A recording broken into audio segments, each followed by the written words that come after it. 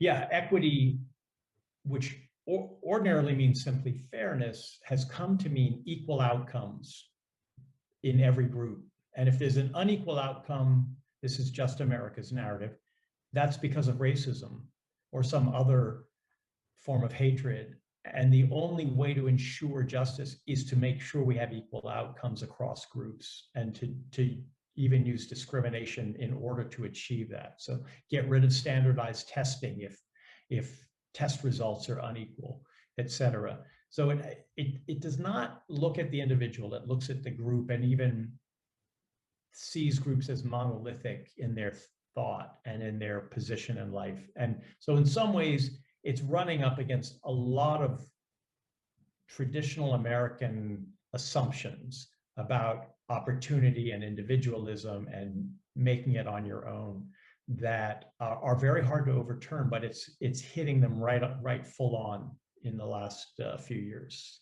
Yes, and not just that, it rejects full on just about every aspect of the foundation of the country, in the sense that it's not about checks and balances and liberties defined and constitutionalism and the Federalist Papers and what arguments between originalists and their opponents. It's just about power, isn't it? It's not uncommon to read in some progressive publications that we should just get rid of the Constitution because it was written by slave owners and it was written in order to keep slave owners in power.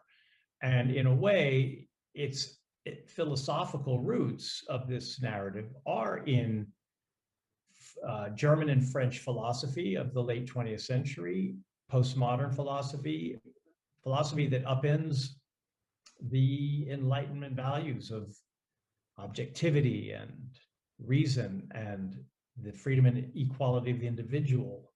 And instead, it sees all of these as just forms of power by one group over another. And any appeal to them is just a way to keep that group in power. And so, yeah, it's about meeting power with power by changing the language and by kind of planting a lot of verbal dynamite under the foundations of the Enlightenment. So it's a massive, we see it in these little culture war things that keep sprouting up, like critical race theory and kneeling at the national anthem. That's how we experience it in daily life in America. But beneath that, there, I think, is a pretty powerful and fundamental challenge to the foundation of the democracy, which the people making these claims are not always aware of, but that, I think, is the intellectual roots of Just America, and the reason why it's both powerful and I think can be quite dangerous. It's fascinating because you don't, having sort of offered this cartography of American narratives and their contradictions and the extent to which they're also inextricably linked. You refuse to be contained by them. You refuse to be constrained by them, and you do offer a path out based in equality and self-governance. These are big themes. Can you give us some sense of what you mean by that, and also perhaps just a taste of some of the measures that might give them granular content? When I was preparing to write and writing Last Best Hope, I was reading some of the great thinkers of American democracy. Walt Whitman, who wrote a wonderful little booklet called Democratic Vistas right after the Civil War. Walter Lippmann, the journalist who wrote Drift and Mastery about self-government during the Progressive era, and especially Alexis de Tocqueville, who of course was French, but who really saw America more clearly than any American ever has. And the thing in Tocqueville that I carried away most strongly was that he says that what makes Americans most distinct from Europeans is the passion for equality, this fundamental drive on everyone's part to be just as good as everyone else, to have the same status in society, the same rights, the same opportunities. It doesn't mean equal outcomes as equity does, but it does mean a kind of primal thrust toward being no one's inferior, which was a radical idea in the early 19th century. And in some ways, it still animates Americans today. I think it accounts for some of our famous and infamous habits and qualities, like our informality, the fact that we use first names, that you have loud voices, that we don't understand indirection and subtlety in other countries. All of these things come from a society where everything is sort of blatantly out in the open because it has to be accessible to everyone. Even if we do have, of course, a long and terrible history of inequality, that doesn't gainsay the passion for equality. In fact, it drives it. And I think that passion is what's behind a lot of the turmoil in America today. So my narrative is Equal America, because I think that gets closest to the heart of how Americans see the country and their relation to it. But Tocqueville also has a warning, which is equality leads to individualism, and individualism drives us apart. So in order to resist that centripetal force, what we need is self-government. What we need is for people to actually participate in the running of their own affairs. And he calls it an art. It's a skill and a habit and a talent that has to be learned and relearned, and that can really be forgotten and fall out of use, which I think has happened. So for me, creating greater equality and relearning the art of self-government are the two poles from which we have to try to move forward into what I call Equal America, in order to have a chance to be a country that can do big things again and even solve basic problems like a pandemic. Well, it is actually a very and to do the book justice, you go into quite a lot of detail about some of the measures that might form part of this. I just want to be conscious of time. I just want to get some of the questions from the attendees, which are very, very interesting. One asks, do you agree with Francis Fukuyama's current thesis that while democracy is in no way permanent, it will reoccur more and more often through history and last for substantial periods? You know, I'm not a big thinker, and I don't really think in those ways. I would disagree with this. I would. Let's look ahead to the next dissenting note from the chair. I can barely see what's right in front of me here. I don't take it for granted at all. And I think Fukuyama wrote that at a particular moment when the Soviet Union and communism were collapsing. And it was not irrational to think that the future of the world was liberal democracy. That was the great winner of the Cold War. And for about a decade, it seemed to be moving ever outward in a enlarging circle. What's happened in the last 20 years is the revenge of the anti-liberals. And I think in some ways the hijackers of 9/11, we're coming up to the 20th anniversary, were a harbinger that the future was not going to be liberal democracy. It was going to be tribal and nationalist and closed off. And that has been the case for 20 years now. We've moved into a world that's increasingly authoritarian, increasingly hostile to liberalism. I see no reason why that won't continue, because it answers some basic needs and desires, unless we fight it, and unless we look very hard and ask ourselves some very honest questions about what's happening in our own countries. America can't be a model any longer. I don't think the world looks to us as the last best hope of Earth. And my title, which is drawn from a Lincoln quote, doesn't refer to the last best hope of Earth. It refers to us. We are our last best hope, because no one else will do it for us. But each country has to fight this battle itself, including yours. And there's nothing guaranteed about the outcome. And the drift of things right now is certainly away from the liberal values and the democratic practices that I think are the good society. A very important question. given the extent to which you talk in the book about the way in which technology has helped to make truth dangerously fungible, and also your thoughts on the need for antitrust legislation. You're asked, what role does the internet have to play in all of this? It's sort of like asking what role, does money have to play in this? It's so fundamental. The internet is no longer this interesting invention that we can all talk about. It's so much the substance of how we live, beyond even something like the telephone or the train. To me, it's entered into our brains and into our relations and into our governments. So it's obviously going to play both good and bad roles, being as important as it is. It was originally supposed to set us free.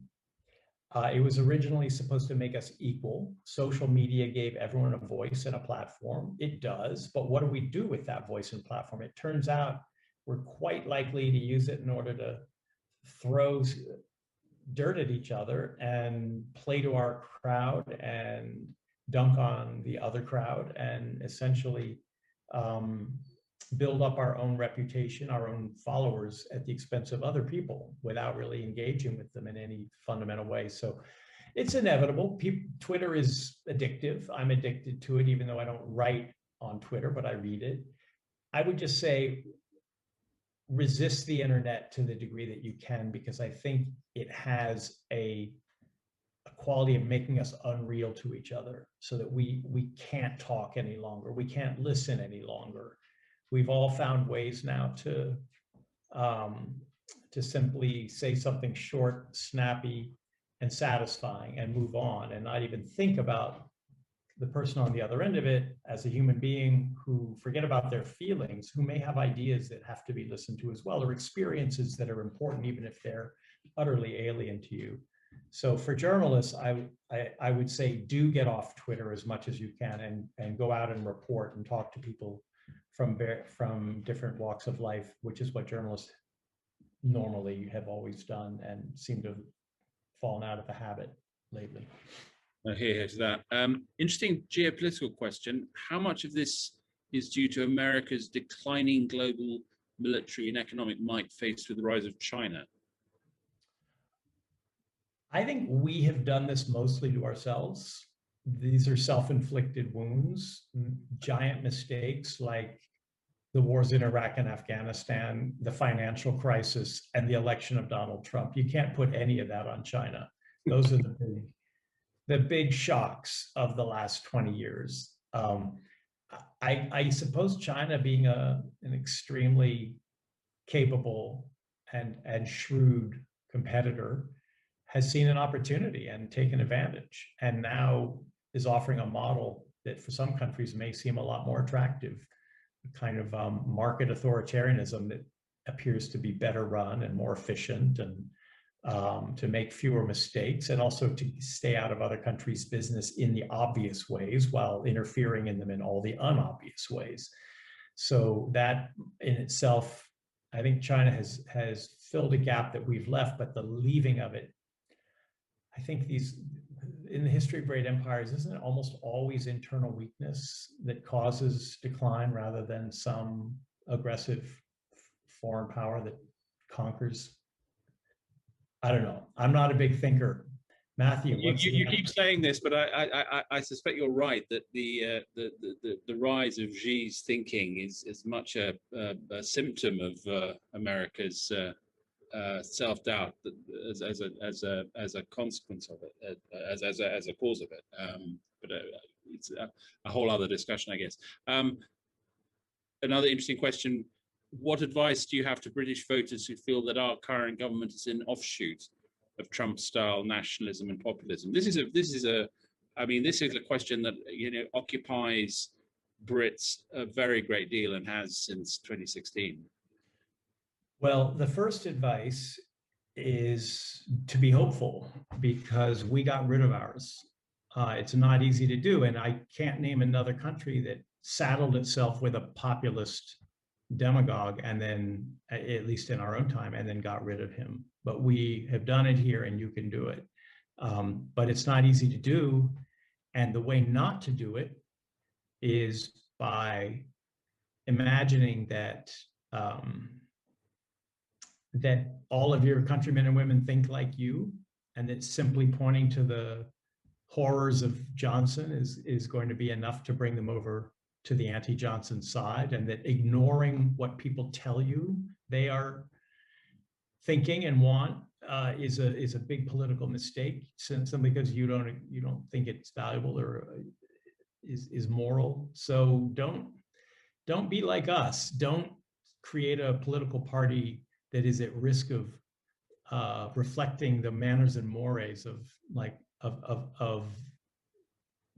the virtuous, educated classes who run the media and to some extent run our politics. Because that's how the Democratic Party will lose if it pushes in that direction in the next few years. We're fast running out of time, George, but I just as a concluding question, very early on, and it's a quote that sort of runs through the book in spiritually, if not in fact, in repetition, and it's this wonderful, fervid, and tremendous idea, Walt Whitman's quote. And I just wondered, can you explain to us in conclusion what that idea is for you in 2021, rather than just for Whitman? I think it's basically Whitman's idea, although it always has a new set of clothes in a new time, but it's the idea that we're all brothers and sisters, that we're all born as equals, and that we have to see each other that way if we're going to be able to live in the society we want. That we have the ability to run our own affairs without the experts, the demagogues, the algorithms, or any other all-knowing phony to tell us what to do. But we can't do it if we don't see each other as equals and as brothers and sisters. I know that's asking a lot, and maybe it's asking too much, but Whitman asked a lot and gave a lot. And that idea is there in the Declaration of Independence. It's there in Lincoln's speeches around the Civil War. It's there in Roosevelt's fireside chats. It's there in some of the better paragraphs from Obama. And it's there, I think, to some degree in the example Biden is setting. He doesn't do it rhetorically. He doesn't have that power, but he's setting an example of it, that a basic decency, a basic desire to extend a hand to all of us. That's the fervid and tremendous idea. It's extremely demanding. It really asks a lot. It's much easier to say, this is my niche, this is my class, I'm going to stay here, I'm going to ignore what everyone else does, and I'm going to let the demagogue, the expert, the algorithm take charge. Self-government I think is the hardest kind of all. But the alternatives, as I think it was Churchill said, are all worse. So there you have it. That's it, Matthew. It's a perfect way to end. Unfortunately, we've reached the end of our time. I could carry on asking George questions for a lot longer. All I can really do is urge you to invest in a copy of Last Best Hope. It's one of the very first essential books of 2021. You need to read it. George, thank you so much for your time. Thank you to all who've attended. Enjoy your evening and have a fantastic weekend. Matthew, thank you for being a really thoughtful and great interlocutor and a really serious reader. That's what writers crave, and you've given me that. Thank you. It's absolutely my pleasure. Good evening, everyone, and bye.